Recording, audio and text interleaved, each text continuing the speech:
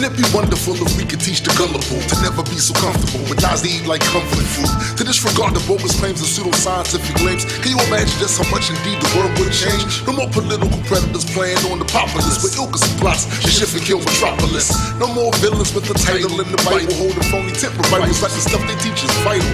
Imagine it was normal to have to prove a claim you make, and folks really feel ashamed expressing content that was fake. It's not to say we never make mistakes, it's just to say we go out of our way to show the evidence it takes. Remain skeptical while you travel the road of reason. Stay strapped with logic and facts. That's what it is, yo. Keep reality intact to help the truth grow. Question every claim, especially the ones you believe in. Remain skeptical while you travel the road of reason. Hi, welcome to Road to Reason, a skeptic's guide to the 21st century. I'm Brendan McAuliffe. Paul Sheehan. And today Paul's going to start us out with some news.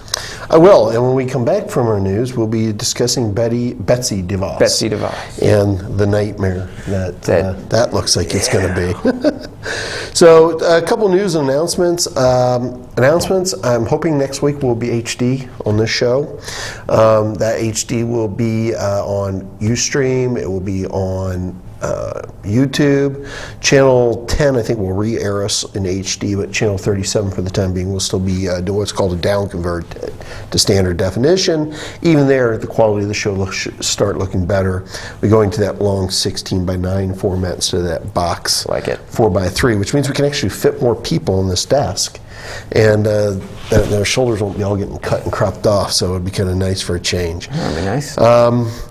Also, some of the announcements I wanted to bring up is our Scientology watchers. Larry Mendoza, one of our hosts, has just gotten Lori Hodgson to agree to come back on our show. For those of you who remember her and those of you that have never heard of her, she is an ex-Scientologist who got out of Scientology, I think it was like 10 years ago.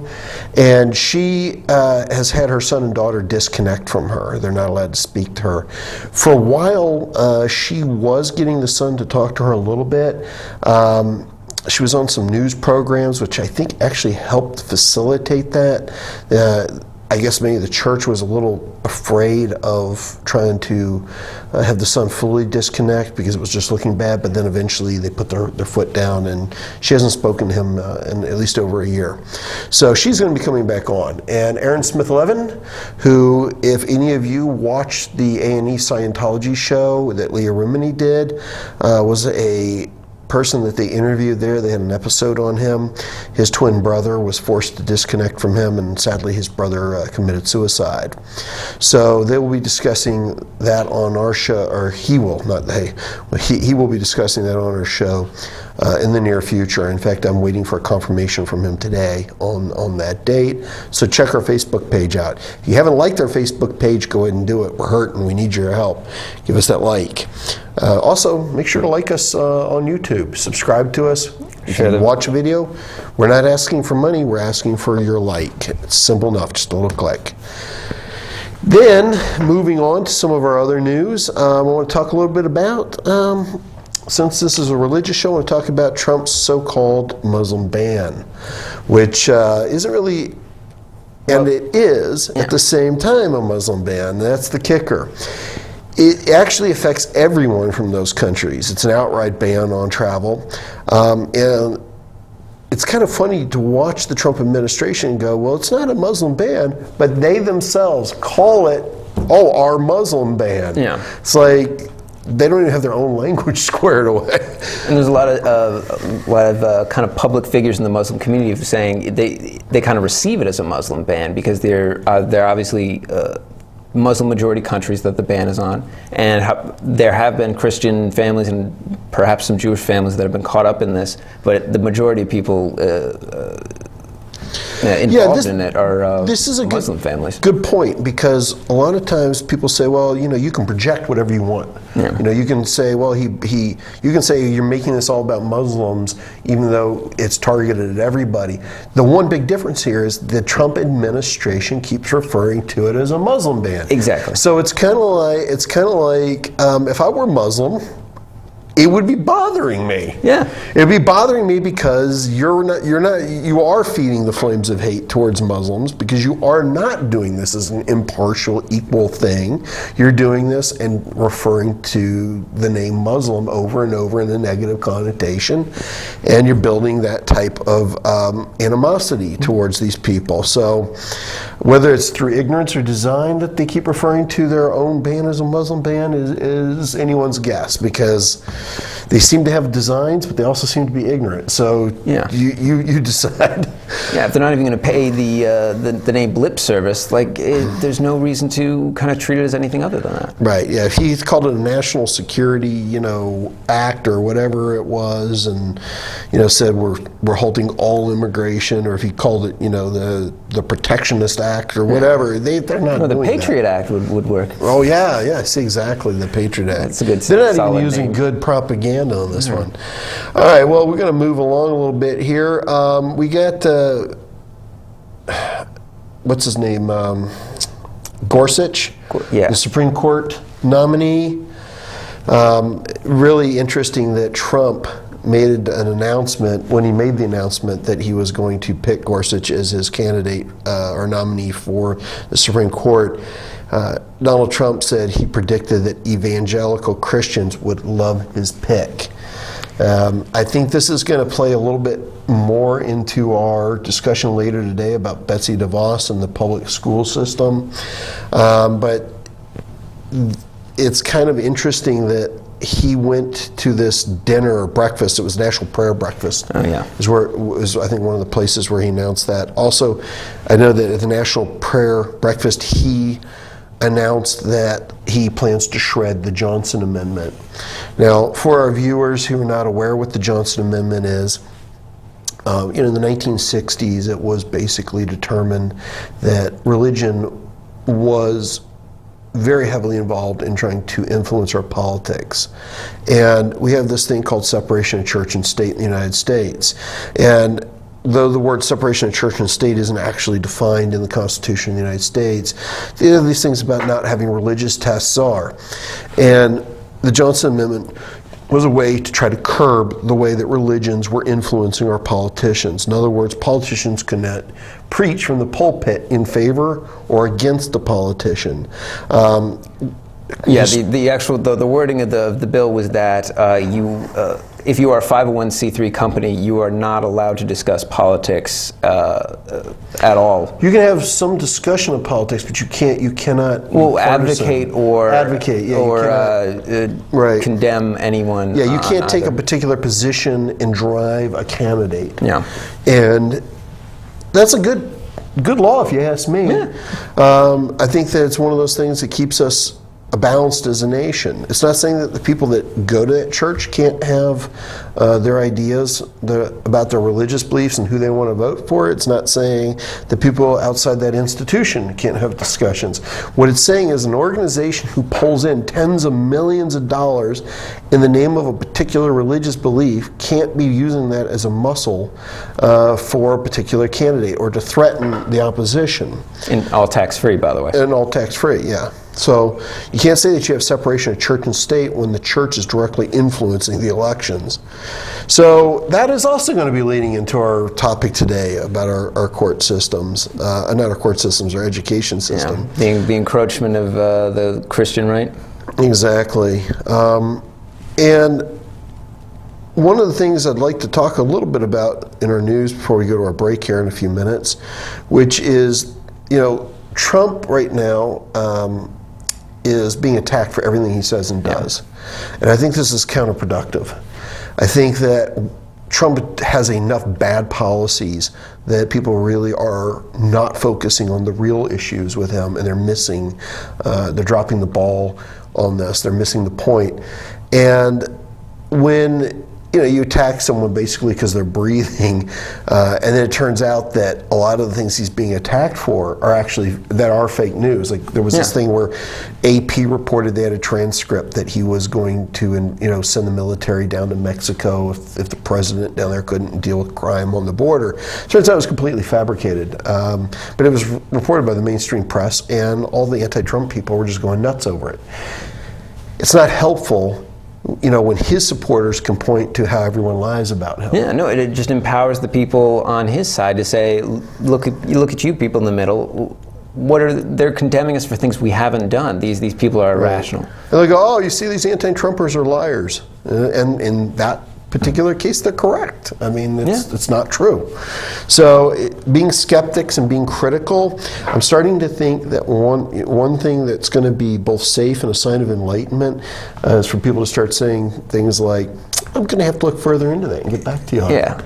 Because the way our press has gotten in this country is they pump out so much garbage that, mainstream press, that it becomes dangerous just to take a position on anything immediately, because things are just getting so complex, and the way that the news is being reported is you can't take anything on face value. So I think we have to be a little more skeptical in how we communicate with people and show some reservation before we speak.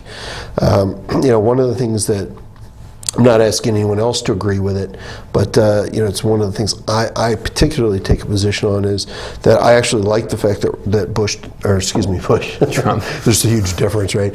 Trump does not seem to be marching off to war with Russia, and he's made comments about, well, when you're dealing with superpowers, you need to be able to look at cooperation versus adversity.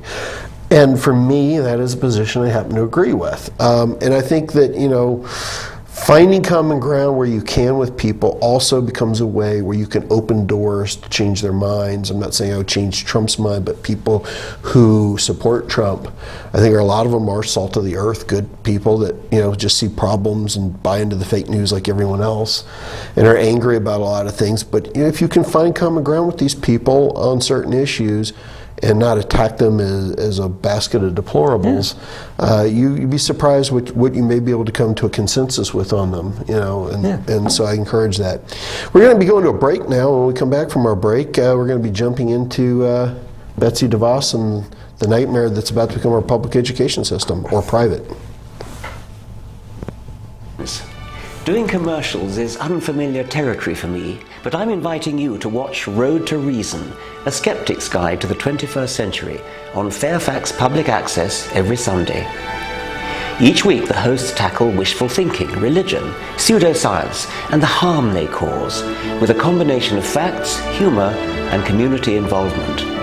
They challenge believers to defend their faith and give you, the skeptic, a voice. With live call-ins for viewers and streaming on the World Wide Web, there's never a dull moment.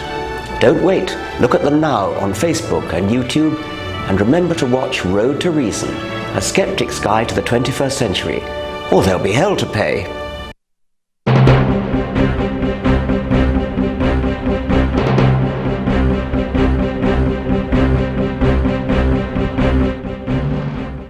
One of the goals of an atheist community is to provide support for those who find themselves without faith in light of mounting evidence against unfounded beliefs. Organizations with this goal range from skeptic groups to humanist service meetups to support groups for those who may have lost a community through their deconversion. In response to this, Recovering from Religion, an organization that seeks to support those who have left their faith, has recently launched the Hotline Project. This is not a deconversion hotline. The motive behind the project is to support a growing population of people who have left their faith and need to construct their identities around a new, beautiful reality. If you want more information, you can visit the Recovering from Religion website at recoveringfromreligion.org.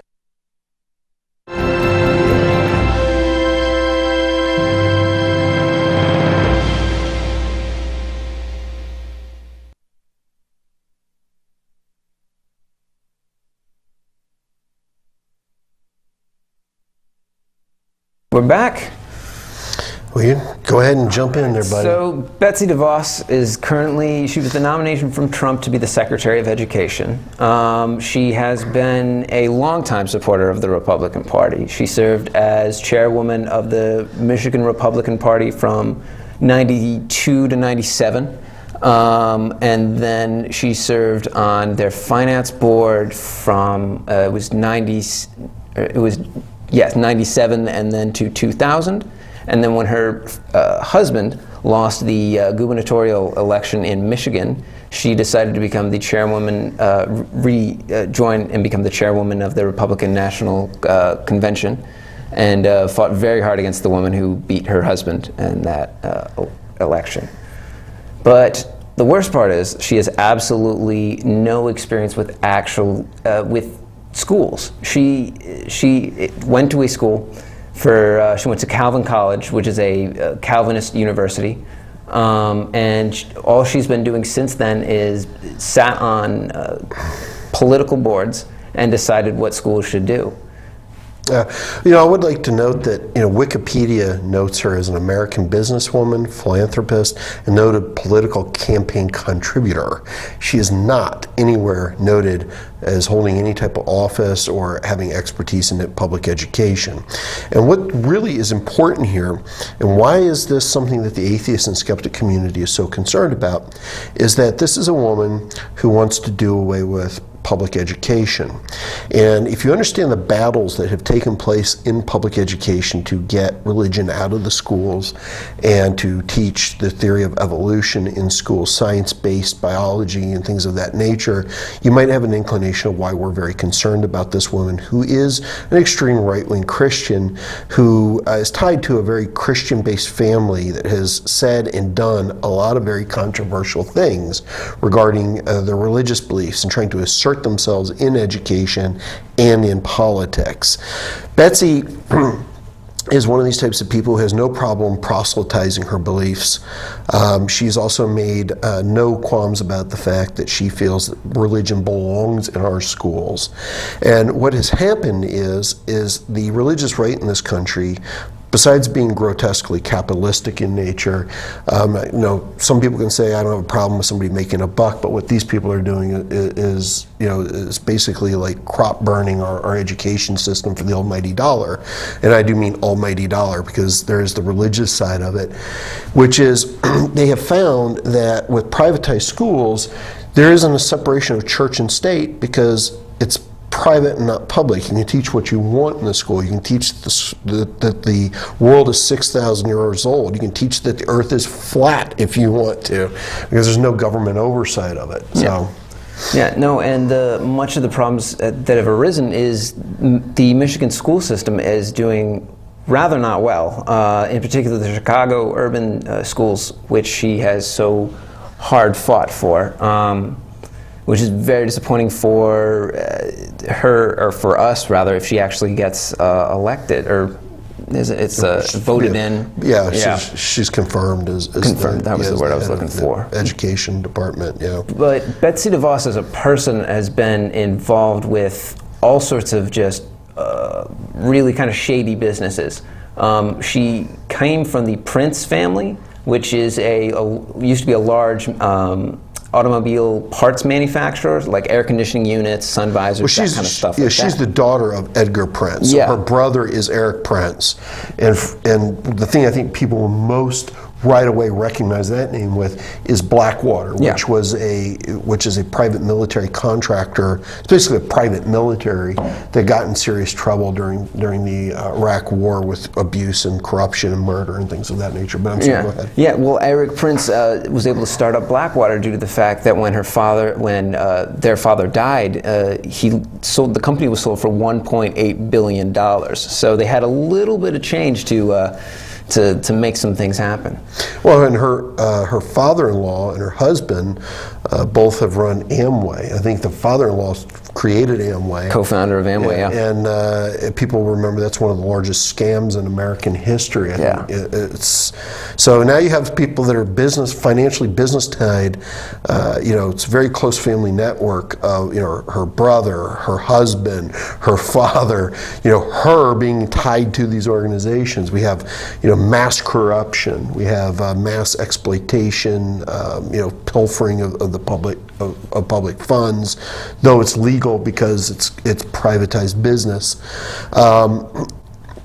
So there are real concerns there, and there's already being issues raised as to whether she's properly severed her ties with her business, because she's also the head of several organizations that promote private schools, charter schools, and there's definitely a financial benefit for her if she is successful. You know, that these organizations wind up working with the private schools. Yeah, If they she's get ahead of it, contracts she gets somehow. money. Yeah. So, absolutely.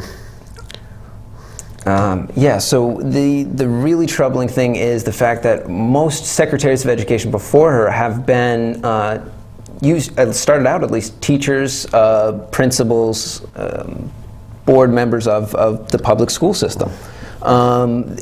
With the exception of one, which was the woman George Bush nominated, who was very supportive of charter schools, who ended up leaving the position in amongst many controversies, and she was not well liked when left, and she looks almost entirely identical to Betsy DeVos. Maybe she is. Was it Rebirth? Yeah, reincarnated. Reincarnated, I don't know. She's resurrected, I don't know. It's like, well, just so people understand again, and this is not a Christian bashing thing, this is well understood, that Betsy DeVos, okay, this woman who wants to push charter schools, and this is not just privatization, there is an actual Christian agenda here, that Betsy herself, with her educational fund, you know, her foundation, from 1999 to 2014, made primary donations to private Christian schools in at least the amount of $8.5 million. And charter schools received $5.2 million. Their organization only provided less than 1% of donations, amounting to about $60,000 to public schools. Specific donations for one particular Christian school, Grand Rapids Christian High School Association, received $2.4 million. And the Ada Christian School itself received $700,000. Holland Christian Schools received basically $500,000. So you can see this is a person whose personal agendas are not the majority of the population's beliefs. It's about driving and funding and supporting particular Christian schools. Yeah. She's a very party politic figure. She's been a loyal member of the Republican Party, and she's paid her dues and donated millions of dollars, and is finally receiving her reward. She wrote in an op-ed in 1997 for a conservative newspaper, Capitol Hill. She wrote that she was no longer upset that people kept accusing her of trying to buy influence. She said, "Now I'm just going to admit it." And she literally said that. Now there's a certain form of honesty that I can appreciate in politics. Oh yeah, down to earth. Down to earth criminal. You know, I'm going to just buy my way to where I want to go. Yeah. Well, and that's the thing. It's like someone like her. I'm sorry, the vast majority of the population is not represented by her. I mean, we're all not billionaires, and our kids are not billionaires. And one of the things that charter schools target is they target primarily low income. They target minority-based communities. So they're going after the school districts that are in the worst situation. And the reason they're doing this is because they're offering a promise of change. They're offering, you know, it's like, well, you see, you know, taking more money from public funds hasn't done anything. Of course, we aren't funding our inner city schools properly. We're not making the real reforms that we need to. But they're coming along and saying that they can do different. Now, she recently was questioned before her hearing in D.C. here, and it was funny. I was watching this footage this morning. Now, again, I don't ask anybody on this show or any of the viewers to agree with me. I'm a huge supporter of the Second Amendment. I make that distinction that's my personal opinion. I actually believe in teachers being able to be armed in our schools. That's all on me. But when they asked her, why do you support the Second Amendment or teachers being armed in schools, she goes, because of the Grizzlies. Like, this woman's going to head up her education department? Yeah. Never once, ladies and gentlemen, never once in the history of this country has a teacher had to fend off a grizzly bear attack in their school. Yeah, when I saw that video, I thought, okay, the audio completely messed up, or I've received it's doctored. Nope, it's the real thing. And then, like, somebody kept asking her. I think it was one of these people that was on a panel was asking her a question. and she just kept like repeating the same thing over and over and over. And she's got this like I'm on drugs look on her face. it's that. He's like, "Are you refusing to answer the question?" She just like keeps repeating this nonsensical answer. It's like, you want somebody who can't think to make decisions for your kids? They're supposed to learn to think. Yeah, she's just it's party platform. That's all she advocates for.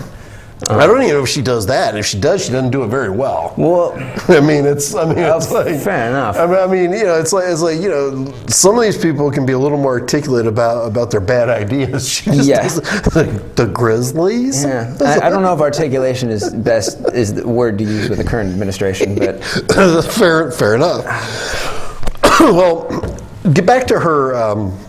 Pushing of Christian indoctrination of children. And we also have to understand here that even if you're a Christian and you're watching this show, she's not necessarily pushing your ideas of Christian indoctrination. She's pushing an extremely bizarre kind of like almost apocalyptic doomsday. She's a neo-Calvinist. Yeah, so neo-Calvinists. Calvinists are very kind of far on the wacky spectrum. Neo-Calvinism takes it one step further. Right, by most Christian standards. Yeah, when we say wacky standards. That we're not saying that as atheists. We're saying what most Christians themselves are like. This stuff's way over our head. Calvinists will chain up park swings on Sundays so that the children can't work and have fun on the Sabbath or whatever. Well, it's interesting because in 2001. She was listed on education, activism, and reform efforts as having said that all of that means to advance God's kingdom. Yeah. And in an interview that year, she also said that changing the way we approach the system of education in our country really may have a greater kingdom gain in the long run. So this is not just about private business. There's an agenda that's purely religious here. She gave that talk to it's an organization. It sounds a little conspiracy theoristy, but it's called The Gathering, and it's a group of wealthy Christian people, and they literally talk about how to affect policy and advance God's plan. At that meeting, if you want to call it that, she and her husband were interviewed, and they both said that church was losing a voice in the community, and they really did not like that, and they thought that the church should gain its voice back in education. They said that the children in the community are lacking in Christian values, and if you cross school with Christian values, you'll solve all world problems. And this is something that people need to give serious consideration to, and I think we're going to be shifting here shortly off of her and more into charter schools themselves in a few minutes. But your child will now be subjected to the school's idea of whatever morality is, and you may not think that your daughter should have to wear dresses down to her ankles. You may want your child to be able to express themselves, to wear a certain T-shirt, express that they have certain values and beliefs and ideas, and as a have an identity. I have an identity, and under this system, your child has no rights that the school doesn't grant them. So that's something that's really important to note. Yeah, they're trying to indoctrinate a lot of the inner city kids by promising better education through the lens of Christian kindness. Yeah, no, that I butchered kind of half of what I was saying there a little bit earlier when I was talking about the God's Kingdom thing, but what I was referring to was the Dick and Betsy DeVos Family Foundation. Oh, that's a great organization. Yeah, and they've given, let's see, in 1999 to 2014, over $100 million, of roughly half of which went to Christian organizations. Notable organizations funded by the foundation include Michigan's Foundation for Traditional Values, Focus on the Family, Michigan's Pregnancy Resource Center, Right to Life Michigan Educational Fund, and Baptist for Life.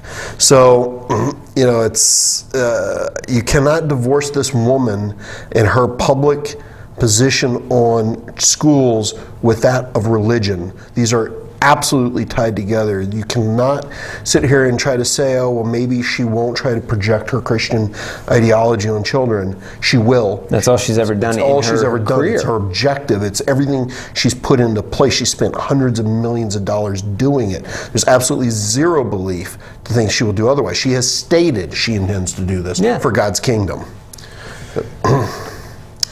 Other thoughts? And so, that's not quite good. I want to talk about, you brought up something earlier, NeuroCore. Oh, NeuroCore. There's a thing called biofeedback, which states that if you hook yourself up to these machines that... Can I stop you real quick? Sure. There's a thing, not a thing. Oh, well, I mean, but there is a thing. I mean, healing crystals are a thing, but they're not really a thing. But yeah, it's so go on. But the NeuroCore is biofeedback, and you're supposed to gain mastery over your body's conditions, like stop your own heart type of thing. And it's used as, or at least marketed as, cures for autism, depression, anxiety disorders. The science is not at all backing that up, but they sure keep trying. Yeah, there's definitely been scientific shredding of this process, to say the very least. There's a really good New York Times article, if anybody wants to do a little research on it, about how they deconstructed Betsy and her husband's well, I can't say that they own the company, but they're the chief investors in it. And it's just more this idea of, well, I can believe whatever I want and make a profit off of it, no matter what the consequences are to other people. And it's a very dangerous kind of attitude to be coming from somebody who's going to be taking our children and educating them. She's an elder of a mega church. In Michigan, which they literally took over a mall and converted into a church. Yeah, she's the elder of Mars Hill Bible Church in Grand Rapids, Michigan. Former Fuller Seminary President Richard Mao, with whom Davis served on a committee, said she is influenced by neo-Calvinist theologian Abraham Kuyper. Read about that guy if you want to whack-a-doodle. Yeah, he's the prime minister of Denmark, wasn't it, for a short period of time, and was absolutely bonkers. As kind of a lunatic on a level that I don't even want to try to wrap my head around. So you want to talk about charter schools? Yeah, right? I want to talk about them, but I want to talk real quick about just kind of that, where she stands currently in the news. There are two Republicans that are openly willing to vote against her. If the vote comes down to 50-50, Mike Pence, the vice president, will break that tie. So we're really kind of at the 11th hour. Now, our show is not partisan, so we cannot tell you that you should call your congressman and block her per se. Yeah. Or if you really like her, you can call your congressman. Exactly. But I'm going to tell you that this is a case where people's involvement will make a difference one way or the other. Yeah, they postponed the one of the processes because of such a public outcry. Yeah. I mean, this is one of those things where if this is an issue you care about, this is one of those issues where it could make a difference. Not voting between the two monsters that we had to choose from during the election, I abstained. This is one where I'm going to be involved. I'm not going to say which one I'm going to do, but I think you can guess from this show where I stand on this. So I want to talk a little bit about charter schools themselves. And I'm going to pull up my notes here on it. And one of the things is, okay, so do charter schools work? This is an important question. This is skeptics and atheists. We have some statistics here that show high school graduate rates in public school versus charter schools versus virtual. Virtual being basically online schools. It's kind of still homeschooling, but it's kind of like public based. It's approved by a public curriculum. That charter schools actually have a horrific rate compared to public schools. And so the question is, how do charter schools get a good reputation? And there are a few places where they do, and quite frankly, some of it is just being made up. Betsy herself was just interviewed recently or actually says, in a written response to a question about charter school performance posed during DeVos's confirmation hearing by Senator Patty Murray, Democrat, Washington State, asking why do you think their performance is so poor, DeVos defended the charter school system using graduation rates that were significantly higher than those used for state and federal accountability purposes. DeVos provided examples of several charter schools that she said claimed had a four-year graduation exceeding 90% rate. These examples were contradicted on the basis that the actual graduation rates were roughly half that large as DeVos had claimed. So basically she just made this stuff up. Yeah, it was more alternative facts. Now, one of the things that they do is they will, because a charter school can push students out that are underperforming as a public school cannot do, they might have a prime public charter school, a small one that they use, like, you can be a company and have 10 public charter schools, and you can take 2% of the population, put them in one, where the parents are paying the most money or whatever, and you say, oh, this school is representative of all of our public charter schools, when the other 98% are sucking, and you're not putting any money in those schools or developing them in any way, shape, or form, and then claim, oh, well, we're only going to report the schools that we feel are going to bolster our case. They can also do the same thing with students. They can have a public charter school and only report students that are excelling and not those that aren't. Yep. And the kicker here is that that you, as a parent, have no legal right to file a Freedom of Information request to look and see if they're lying to you, because it is a private business. This is proprietary information. So you just have to take their word for it. That's it. Yep. And this is how we know. Okay, this is how we know, the stats that are up here, how we know that they don't perform is because there are standardized tests that these kids have to take, and we weigh those against the ones that take in public schools, and they're not competing. In fact, I have some stats here. I'm going to try to find them here in a second. Yeah, and I think it is very important to point out that sort of targeted charter schools have been shown to be very effective. The main problem with the angle that Betsy DeVos is coming at it with is that everything should be charter. It's oversaturation, and it just will not work. Yeah, and this is interesting, because it's like, would I support a charter school system in part? I personally am not a fan of it. I even if it's a private school, I want the curriculum completely approved of by the state. Oh yeah. And that's the difference between a private charter school and a private public charter schools. And private charter schools, yeah. Yeah. The private charter school has no accountability to the state, except to provide an education, and that education is whatever they deem appropriate. And again, they can teach a child that the world is 6,000 years old. Yeah. And all they're required to do is teach a child, and doesn't say what. So to answer that point I was making, there's a thing called the LEAP test, which is done each year, that showed that students in private schools score drastically lower, about 40% or slightly above grade level, compared to the state average of 69%. So they actually do significantly do worse. Charter schools make up only 8% of the schools in the United States, yet they make up 52% of low graduation rates versus the 41% of public schools. And then of course you have virtual schools in there as well. So public schools make up a larger demographic of our education base, and they actually do a better job. So there's no need to expand from 8% to higher for something that underperforms throughout the United States. Private schools are, after all, prohibited from using race as a factor in admissions, but they are not prohibited from using religion or sexual orientation. And Louisiana's voucher program is funding schools that actively and purposely discriminate against children who are not members of their sponsoring church. In fact, some cases we're actually being asked to pay more to schools for tuition than students who do not belong to the school's sponsoring church than the students who do. So if you're not a part of their particular religious clan, you're going to be paying more. And again, if you go to a state where they've eradicated, now the map that we have up here right now on the screen is charter schools that have failed.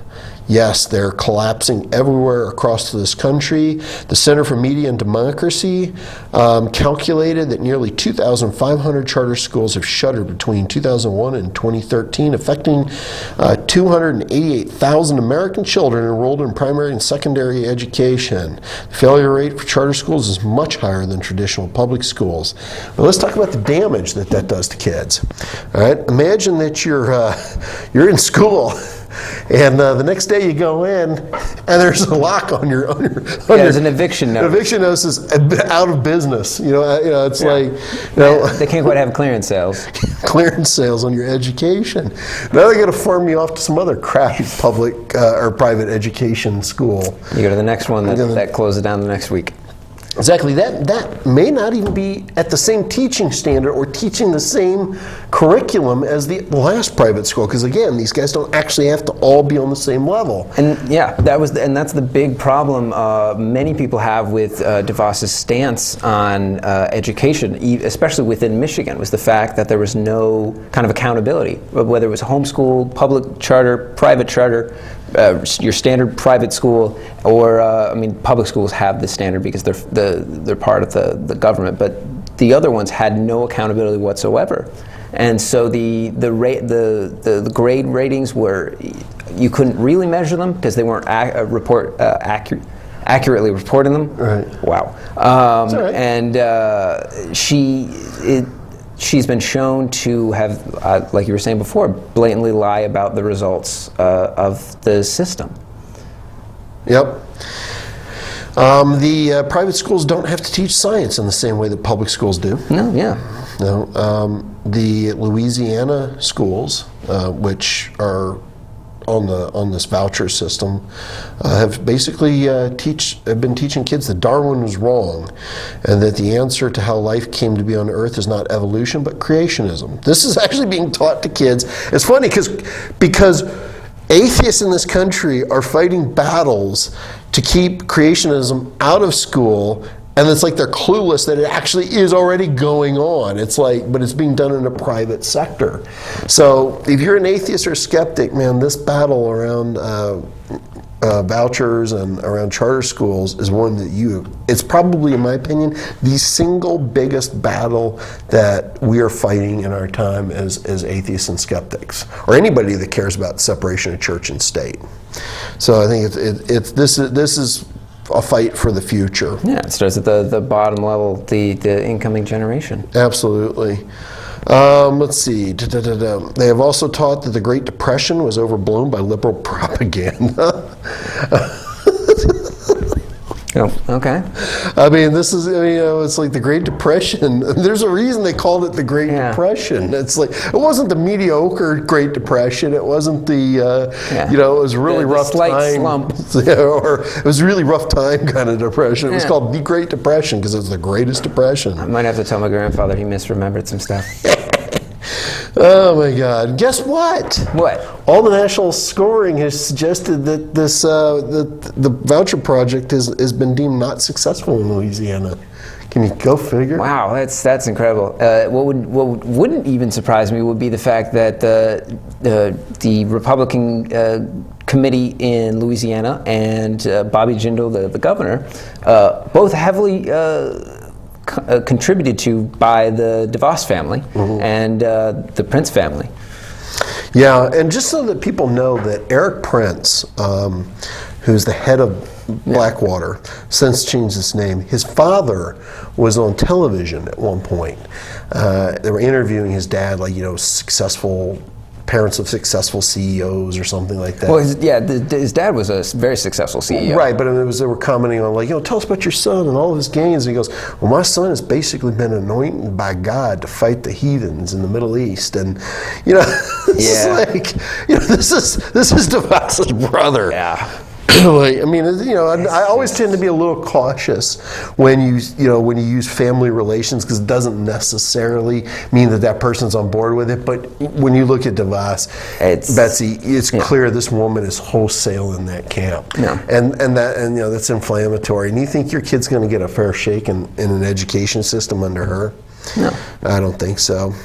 So you had some thoughts on like Michigan, her home state, and about the success there and what people have been saying about it there. Yeah, the problem with a lot of the reports coming out are people either claim that schools are misreporting their numbers, they're not counting certain dropouts, or they are selecting for certain successful students. There's all sorts of problems with the numbers that are coming out of here, but it's just shown that the Detroit schools have not been doing as well under the voucher program as they were before. They went down in just the national rankings, and a lot of people in Michigan are sick and tired of having this voucher program because it's really restrictive for the students, for the kids. Yeah, that's the thing. They say it offers choices, but it really doesn't. It really kind of restricts them to like whatever the immediate, demographic control is of whatever business that owns that charter school, and they can't really get out from underneath it. There isn't another choice other than that particular private institution, which like owns that area. Yeah, this idea that somebody is going to come in and first of all, it's like, well, hang on a second. How could you say that, isn't there only one educational truth? Isn't there only 2 + 2 = 4? Like, what's the choice here? I can go to another school that teaches me that 2 + 2 = 5? They just teach you 2 + 2 = 4 better. Oh, okay. Yeah. Maybe that's what it is. Yeah, because, whatever. Let's see. Schools, economic burdens. Yeah, we talked a little bit earlier about like how schools are actually not, these charter schools are not required to take special needs students. And the thing is, they pull money from the public trust. Yeah, they do. So they're taking money from the public school system. So if they're not taking handicapped children, special needs children, guess what happens? Guess what's the cost of that? I guess the fine taxpayer does. Yeah, the public school does. Yeah. So it makes the cost for public schools go up. So it kind of becomes a fulfilling. Yeah, it tends to muddy the waters in the fact that, if there's only going to be X amount of money going out to the schools, if you give less of it because you're spending money on another school now, the quality of education just sinks. Yeah. Just a little bit of backstory on charter schools. It initially took off in the 1990s. The idea was independent organizations or individuals running public schools with public dollars was attractive for those who thought government-run education had steered itself into a rut. In this vein, for-profit charter management organizations became popular as an antidote to what critics considered mismanagement. Inefficient public school systems, etc. Most of the largest chains targeted low-income students in cities under the theory they could trim the fat out of public education. Well, if you're low income, where is the fat to trim? Yeah, no, there's no excess. Yeah. Investors like the idea, obviously. Investors like the idea of making money and cutting costs. But here's something that's really interesting. I like to always quote the other side, like how you came up with that brilliant quote with her about how she just kind of admits now that she can basically be bought. I'm going to read a quote here. Just a second, I got to pull it up here. It's kind of. Yeah, there's a lot of quotes to pick from when doing the research for this. It was hard to decide which ones you wanted to use because she was just a fountain of great ones. Well, this one here is from James Merriman, CEO of the New York City Charter School Center. You can't make a profit and get good results. Is he the world's worst salesman ever? He's basically pushing this idea that they have to find ways of cutting costs like curbing the type of tools and textbooks and things your kids have access in order to be profitable. He's putting profit above good results. I mean, the results should be the primary thing that we focus on. Yeah. We can find millions of dollars to drop bombs on other countries, but we can't find money to educate our children. We can find millions of dollars to give tax exempt, or millions of dollars for our churches, which don't have to pay taxes, but we have to make sure that we don't get those new textbooks because they cost too much. We can pray to Jeebus and we can drop bombs on people and blow over our hard-earned cash on that, but you know what? If we can't make a profit off of these kids, we're doing something wrong. Yeah, they have those new duplex desks. I don't know, man. So what's your takeaway from all this, man? It's Betsy DeVos, whether she is an intentionally evil person, she not very good. I don't trust her to the degree which she says she doesn't. She won't factor in her religion into her decision making. She is very clearly wrong-minded and wrong-headed. She has a very clear idea of what's true and what's right. And it all has to do with serving the almighty word of God. And for anyone who either just isn't Christian, too bad. And that seems to be the option up on the table. Well, you had a really good, prior to the show, you had a really good analysis. I was saying, that I thought maybe these people were all cynical and they were just like doing this. But you tend to kind of be of the opinion that the real danger is that they really do believe this. Oh yeah, no, they absolutely believe that God is the ultimate thing to strive for and the ultimate thing to please, and that's the thing that'll lead us down, is seriously convicted people with power. Mm-hmm. Yeah, because you can't come to a consensus with them, and you can't reason with them. You can't go halfway because they don't want to go halfway. Right. Yeah, they're going to save us all from hell and fire and damnation, whether we want it or not. Yeah. And the way you do that is through the almighty dollar. Yeah, they might think they're pulling us out of a burning building, but the building might not be on fire. It's just it might not even be a building. It's like, go. I mean, it's just like, they seem to be pretty delusional. So anyway, her confirmation is what, coming up tomorrow? Tomorrow, yes. I knew it was relatively soon. And then of course we'll have someone like our new Supreme Court. And I think he is going to become one of the new Supreme Court justices. I don't see any reason why he won't.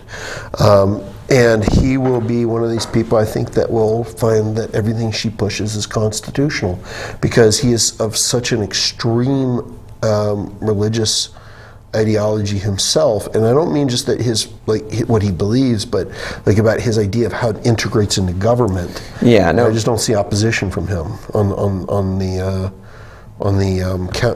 Supreme Court. Yeah, I believe he was one of the lower judges involved in the Hobby Lobby. I believe you might be right. Yeah, he obviously sided with Hobby Lobby, but it was kicked up to the higher court. Yeah, I don't know, man. So we got about like 5 minutes left.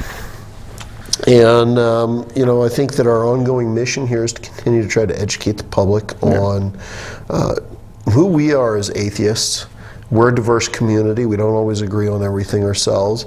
But I think that, one of the things that we can agree on, that most people agree on, is that when it comes to separation of church and state, that it's beneficial for everyone, because even if you're a Muslim and you don't share Christian values, you benefit from separation of church and state. If you're a moderate Christian, you definitely benefit from being protected someone like Betsy DeVos and her ideas by separation of church and state. So we continue to call for separation of church and state. We continue to call for people to become involved. I know that right now there's a lot of flame warring stuff going on atheist YouTube channels between the social justice warrior and anti-social justice warrior camps, I know that we don't always get the type of views that they get because we're not here for pure entertainment, but we'd like to think that we're a place that if you care about these issues, you can come here, and we don't claim to be unbiased. You know, I think each of us has very different levels of bias, but I think one thing we do is we take everything that we talk about here very seriously, and I think we take everyone we engage with very seriously.